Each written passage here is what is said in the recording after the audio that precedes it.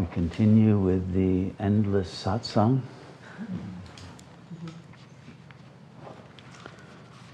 With the teachings from the Spake Ramana. We're at number 45. Silence is like the even flow of electric current. Speech is like obstructing the current for lighting or other purposes. So you attach an apparatus, you plug it into the Shakti, and then you can have whatever you wish as an application.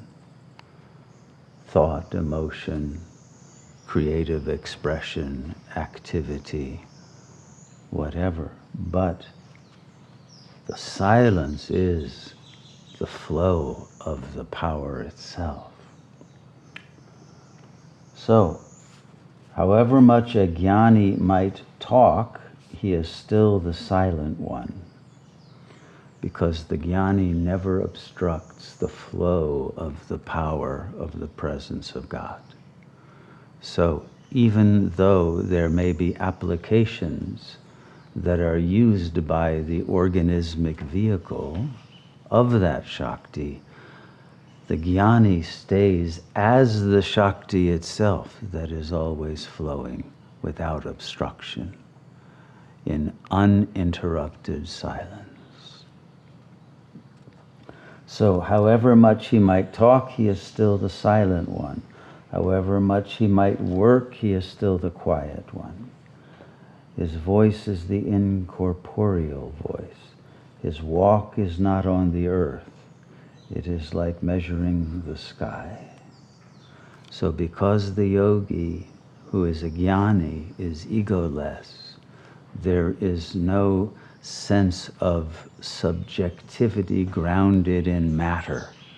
It is completely ethereal and without intention and without leaving a trace, because there is no ego behind the actions. It is only the Tao itself acting, the will of Shiva. No individual separate being trying to do something or accomplish something or think something. And therefore the infinite presence comes through those actions of the jnani. And that same vibrational frequency of the infinite self is transmitted through every thought, word, and action. Ramana says, Guru's grace is always there. You imagine it is something somewhere high up in the sky, far away, and has to descend. But it is really inside you, in your heart. And the moment you effect the subsiding or the merger of the mind into its source, the moment that the mind subsides, merges into God, the grace gushes forth, spouting as from a spring from within you. So it doesn't take a lot of time. You don't have to dig a deep well in order to get the water of grace. It's there. It's right there bubbling up in your heart, waiting for you to connect to it. But it requires you remove the barrier of your own I thought that separates you from the grace of God. When a devotee reaches a certain stage and becomes fit for enlightenment, the same God whom he was worshipping comes as guru and leads him on. But the guru comes only to tell him that God is within yourself. Dive within and realize God, guru, and self are the same. So Don't project a dependency on an other, whether an incorporeal other or a corporeal, or even the words that Ramana is speaking now don't have any dependence on words or on support or containment, but realize that you are always contained, supported, and manifested by God, because God is yourself. The Bhagavad Gita says, the wise man will think that the senses move among the sense objects and be unattached to the activities of the sense organs. I would go farther and say, this is Ramana speaking, and say that the jnani does not think even that. So Ramana is going beyond the Gita. Ramana says that the jnani knows he is the self and sees nothing apart from the self. So there are no sense objects any longer, because the jnani's mind does not objectify, does not reify, does not separate.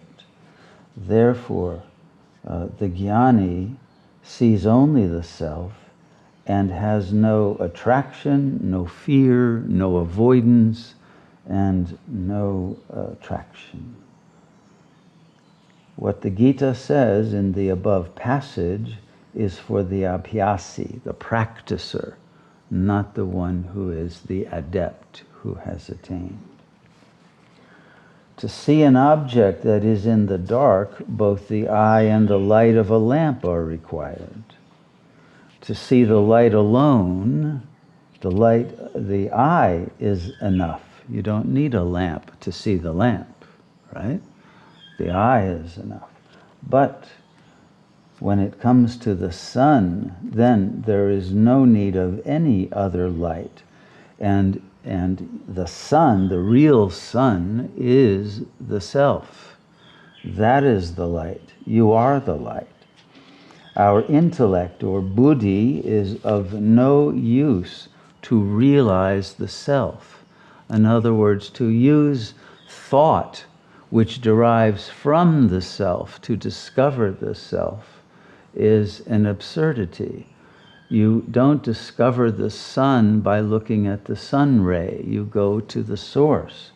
The mind is only a lower derivative that is applied within the matrix, but the light of God is beyond the matrix and requires no thinking.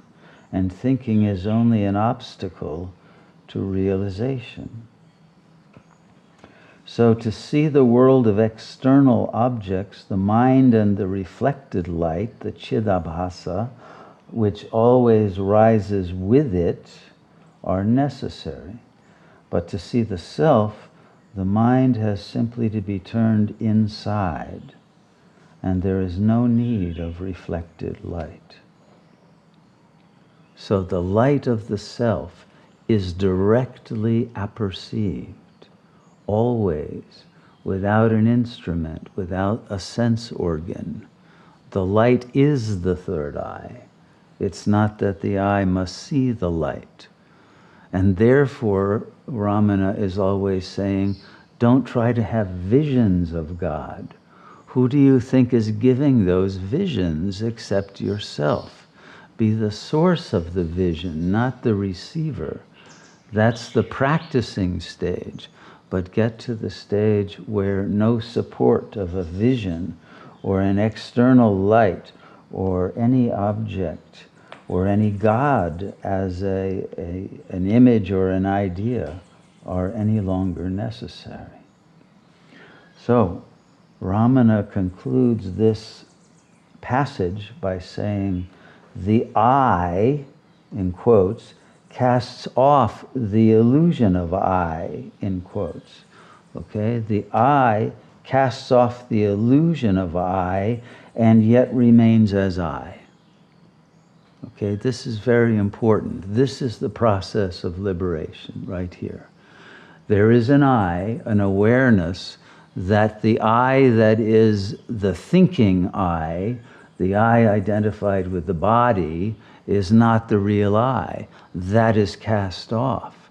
But then even the I that cast it off is cast off, and what remains is the supreme I that is beyond all the need for a process of casting off, because it is always transcendent. So this is the final I, the aham aham.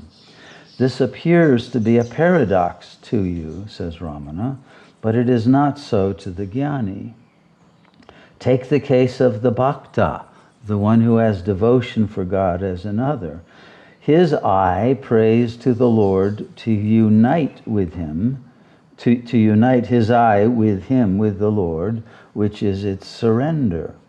What remains as the residuum after the surrender is the eternal I, which is the absolute, God, or Paramatman himself. What has happened to the I which had originally prayed to God? Being unreal, it simply vanished. So the I that seeks God must have such love that it dissolves into God, and then there is the realization that that I that was devoted to God never existed. It was an illusion. And that illusion was magnetically drawn back to the source of consciousness. But there was never anything but the one infinite self that is not only the absolute God, the Paramatman, but is the I of every being. So let us use this day to cast off the I of the ego. And then the I that has cast it off itself can be cast off. And then the residuum that remains, you will discover, is the absolute self. And that you are the Paramatman and have never been anything but that.